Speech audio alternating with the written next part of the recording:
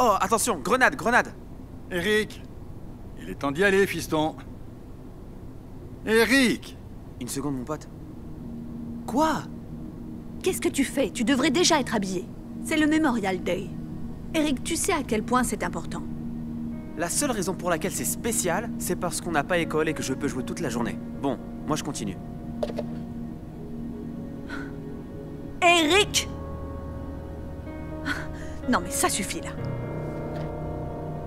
Hey, pourquoi t'as fait ça? J'étais en plein milieu d'une partie. Tu sais que ton père a fait la guerre. Comment peux-tu être aussi indifférent? Allez, fiston. Tu peux consacrer au moins 2 heures de ton temps pour honorer ceux qui ont perdu la vie pour protéger la tienne. Aucune de ces personnes dont tu parles n'a fait quoi que ce soit pour moi.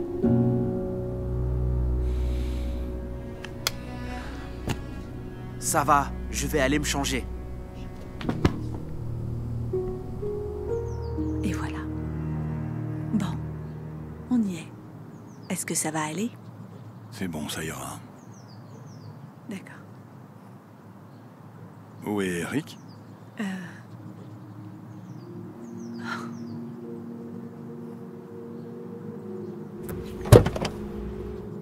Arrête de jouer et allons-y. Attends, je suis enfin l'imposteur, je suis seul. Donne-moi ça.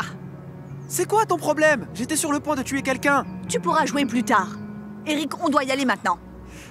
Tiens, prends-en quelques-uns. Ce sont des coquelicots pour honorer... Des fleurs? Non, il est hors des questions que je prenne ça, ça va pas. Déjà que je ne voulais pas venir ici à la base. Eric, est-ce que tu te rends compte de ce que ces hommes ont sacrifié pour que ta Stop! vie... Arrête avec cette histoire, d'accord? Personne n'a jamais rien sacrifié pour moi. Eric! Tu vas où? Ce garçon... Chérie, je pense qu'il est temps que tu lui dises enfin la vérité. Peut-être, oui. Allez.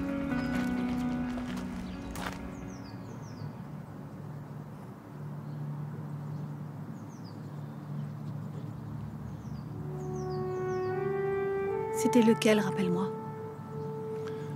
On a combattu ensemble dans le 2e bataillon. On prenait ensemble le petit déjeuner juste quelques heures avant son décès. Je suis tellement navrée, chérie. Tu sais, je pense que tu as raison. Je pense qu'il est enfin temps de tout révéler à Eric. Tu veux bien aller le voir et lui demander de venir, s'il te plaît? Bien sûr. Eric? Viens ici. Ton père veut te parler. Non, ça va, je suis bien là où je suis. Ton père a quelque chose d'important à te dire. Ah, écoute, je m'en fiche, ok? Les cimetières me font flipper. Quand est-ce qu'on rentre à la maison? Écoute-moi bien. Si tu promets de passer juste quelques minutes avec ton père, je te laisse repartir à la voiture et je te rends ton iPad. Ok.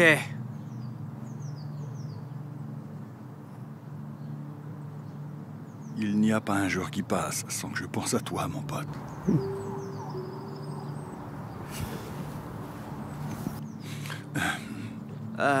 Papa, maman m'a dit que tu voulais me dire quelque chose. Oui, mais d'abord tu prends un de ces coquelicots et tu le déposes sur Quoi? cette tombe. Non, pas question, j'ai pas envie, ça va pas? Écoute, si tu me disais juste ce que tu voulais, comme ça je retourne dans la voiture et je continue ma partie. Eric, est-ce que tu réalises ce que ces hommes ont fait pour nous? C'est beaucoup plus important qu'un jeu, tu sais. Ah, et c'est reparti avec le même discours. Regarde là. C'est Jacob Matthews. On était dans le même camp d'entraînement avant le déploiement. Ok. Et alors? Qu'est-ce que tout ça peut bien avoir avec moi? Peut-être qu'il y a quelque chose qui peut t'intéresser.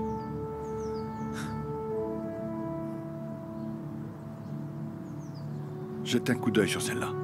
Ici Attends, repose... quoi? Pourquoi il porte le même nom que moi? Parce que... c'était mon frère et ton oncle. Tu avais un frère? Oui. Et c'est grâce à lui qu'on est là aujourd'hui. Tu vois, il y a longtemps, j'ai fait connaissance de ta maman et on a commencé à sortir ensemble. On a passé des moments magnifiques. Jusqu'à ce que je reçoive un appel téléphonique qui allait changer nos vies à tout jamais. J'ai décroché et j'ai appris que j'allais être déployé. Quelques semaines plus tard, le moment était venu de partir. Mais avant de franchir la porte, je me suis tourné vers ta mère, je me suis agenouillé et lui ai promis qu'à mon retour, j'allais l'épouser.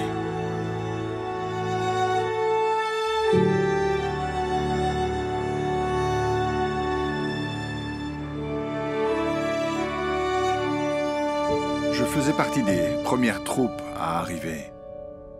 Je me souviens encore du petit déjeuner pris avec mon frère et mes camarades quelques instants avant d'être envoyé au combat. C'était le dernier repas que je prenais avec certains d'entre eux.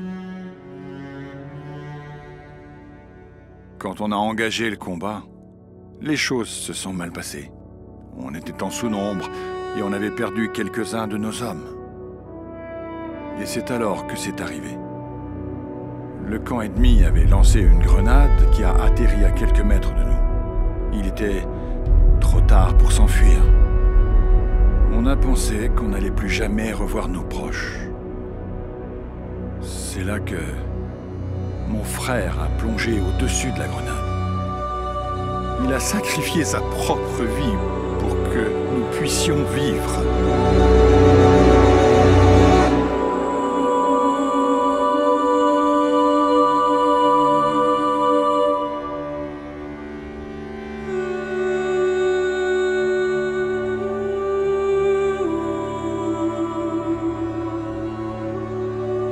C'est grâce à son sacrifice que j'ai pu rentrer au pays et retrouver ta mère. Je l'ai étreint et je l'ai pleuré et pleuré, plus fort que je n'avais jamais pleuré de ma vie. Alors tu vois, sans l'action de mon frère, je n'aurais jamais pu survivre. Je garde ces plaques dans ma poche pour me rappeler chaque jour de son sacrifice. Je n'en savais rien du tout. Mais attends. Est-ce que toi et maman m'avaient eu avant ou bien... Après sa mort.